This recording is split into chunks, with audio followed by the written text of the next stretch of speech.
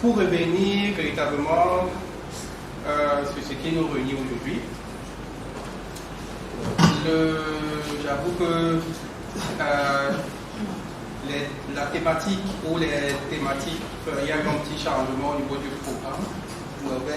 Ce que Norbert m'envoie l'autre jour et ce sur quoi j'ai travaillé, c'était deux choses, c'est les problèmes et défis des archives orales. Et puis également, l'autre thématique, c'était les archives sonores et orales d'Afrique. Voilà. Donc, je sais que hier, vous avez été édifié par notre très respectable aîné, Monsieur Bingono.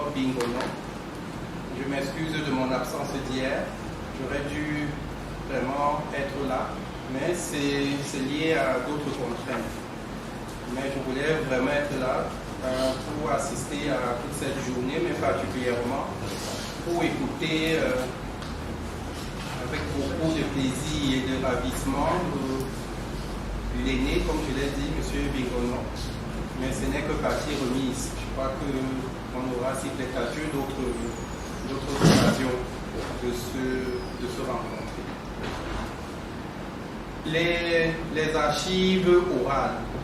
Peut-être avant de continuer, s'il te plaît, est-ce que la plume dérange? On baisse, on supprime une plume. C'est bon, on supprime une plume. Ok.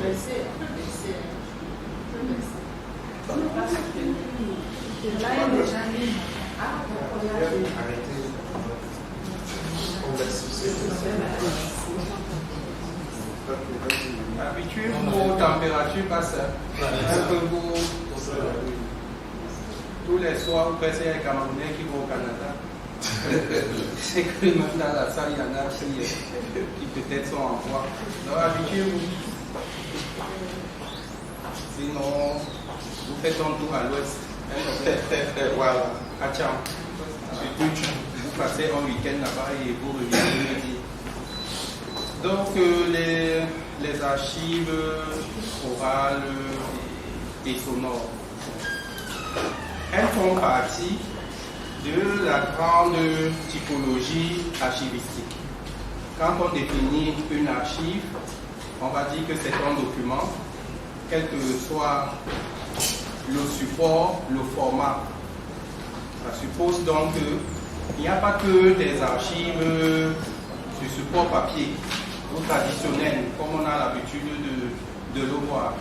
On a également des archives dites, une grande famille d'archives, ce sont des archives audiovisuelles. Et dans les archives audiovisuelles, il y a des archives qui ne contiennent que du son. Ce sont des archives orales donc, et des archives qui contiennent à la fois du son et de l'image, qui seront dans les archives vidéo. On a également les archives photographiques, qui sont instantanés figés d'un moment de la vie. Peut-être les autres thématiques dans les années à venir vont porter sur les archives photographiques, parce que là également, je pense qu'il y a également beaucoup à dire. Mais aujourd'hui, on va se focaliser sur cette première famille-là, qui est la famille des archives sonores. Orales, parce que si elles sont issues d'un enregistrement de la voix. Mais en fait, c'est du son, parce que la voix produit un son qui est enregistré. Donc, je ne veux pas trop m'appesantir sur ce que je n'étais pas là hier, mais je suis sûr que l'aîné, je n'aime pas souvent revenir sur ce que les collègues, et surtout les aînés, ont eu à dire, mais je suis sûr que dans cette salle, on sait tout ce que c'est qu'une archive sonore. On va revenir au niveau des problèmes et des défis pour voir les typologies, les caractéristiques. Donc ça va nous permettre de réviser un peu tout ça.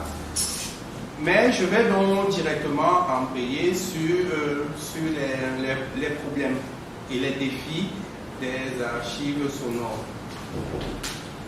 Et puis on va faire un état des lieux pour ce qui est du continent africain particulièrement. Donc notre exposé va va se dérouler en trois temps. On va parler des problèmes, on pourra échanger ensemble. J'ai pu réunir 5 grandes catégories de ce qu'on va appeler les problèmes liés à ces archives-là.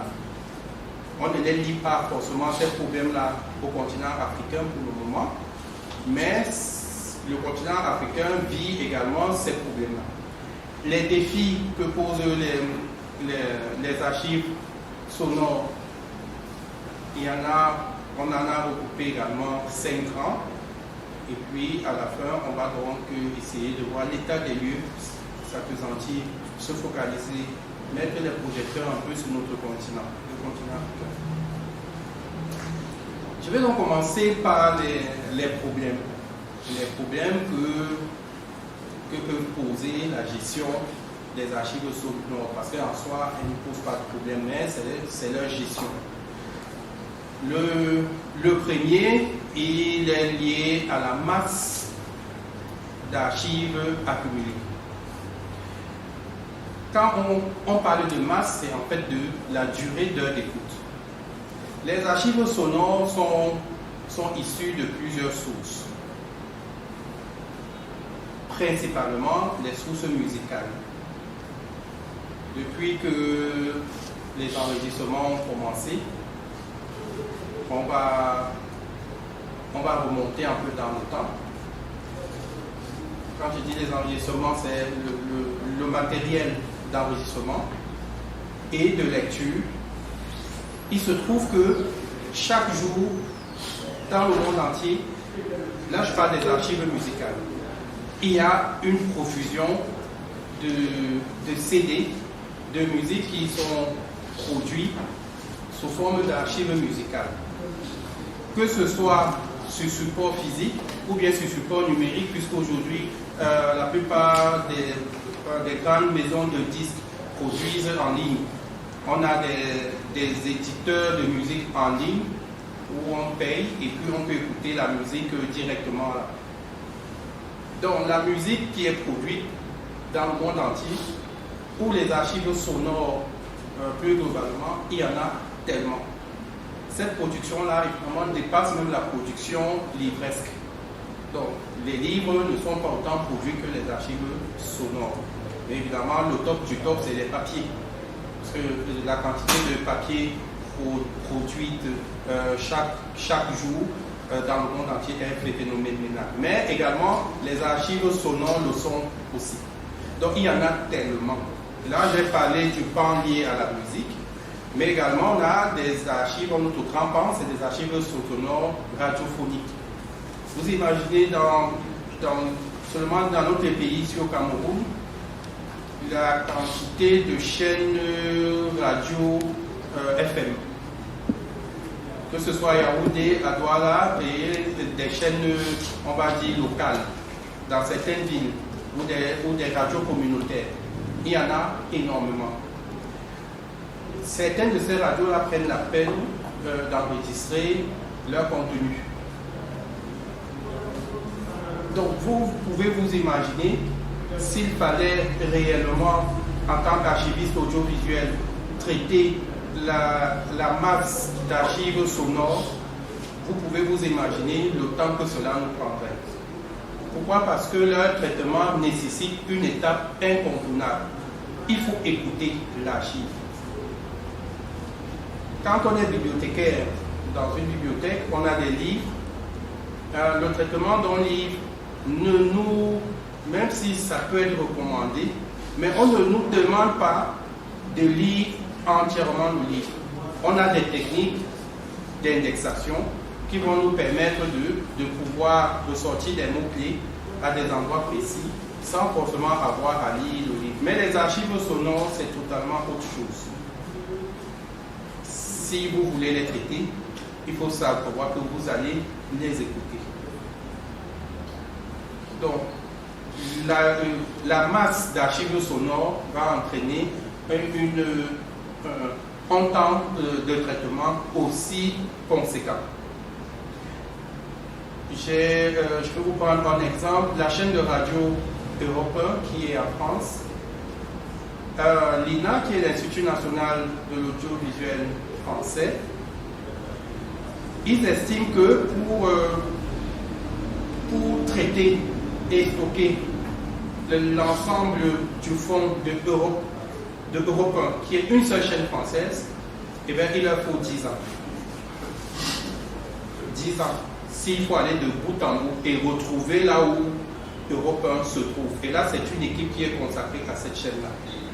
Maintenant, vous imaginez d'autres chaînes, RFI, je ne sais pas, Radio France, ou je ne sais pas, ou France Info, etc., BFM et tout. Donc, parce qu'il y a énormément de travail au niveau des archives sonores. L'autre problème qui est aussi lié à cette masse-là, c'est la variété des contenus. Les archives sonores, j'ai déjà commencé à évoquer, elles peuvent être d'ordre musical. Ça peut être de la musique. Mais ça peut également être un peu de tout. On peut avoir des discours, on peut avoir des interviews, on peut avoir des émissions de radio. Et dans une émission de radio, il y a les intermèdes. Donc, c'est-à-dire quand vous suivez une émission de radio, il y a un conducteur que le présentateur suit, que lui-même il a fixé. Après telle thématique, il y a une pause musicale. Après cette pause musicale, donc quand vous suivez un podcast d'une émission de radio, la seule émission là peut vous faire ressortir 3, 4 ou 5 thématiques. Selon ce qui a été abordé dans l'archive. Et ça pose également un problème. Donc tout ceci, c'est la gestion des archives sonores. Où on nous dit que c'est beaucoup, ça va nous demander beaucoup de temps et beaucoup de patience. C'est pas comme les livres où vous aurez 500 livres à faire en 2-3 mois et votre bibliothèque est suffisante. Quand vous donnez un fonds d'archives sonores à gérer, et il faut que la personne qui vous donne ça vous donne suffisamment de temps. Que vous sachiez que ça va prendre énormément de temps. Le troisième, donc, on a la masse d'archives qui est abondante. On a la variété de contenu. Aujourd'hui également, on va revenir peut-être là-dessus après. Il y a également, vous recevez des enregistrements bibliques, donc des prédications pour les chrétiens et même pour les musulmans. On a des prêches d'imams qui sont également, qui font partie de... Et c'est des trucs qu'ils enregistrent quotidiennement. Et vous imaginez des pasteurs, des églises, il y en a, des mosquées, il y en a à profusion. Le troisième véritable problème, c'est celui de la conservation et de la préservation de ces archives. Elles sont extrêmement fragiles. Les archives sonores, plus fragiles encore que le livre ou le papier. Pourquoi? Parce que, en fonction du type d'archive, on va prendre les archives sonores sur bande magnétique. On les a tous connus ici. Bon, peut-être il y en a beaucoup plus jeunes. Moi j'ai une quarantaine d'années, mais j'ai connu le disque vinyle.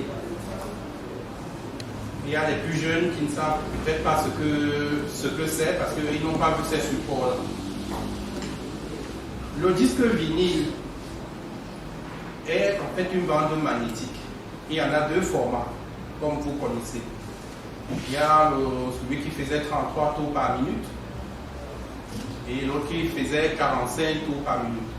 C'est vraiment fragile. Ils sont cassants.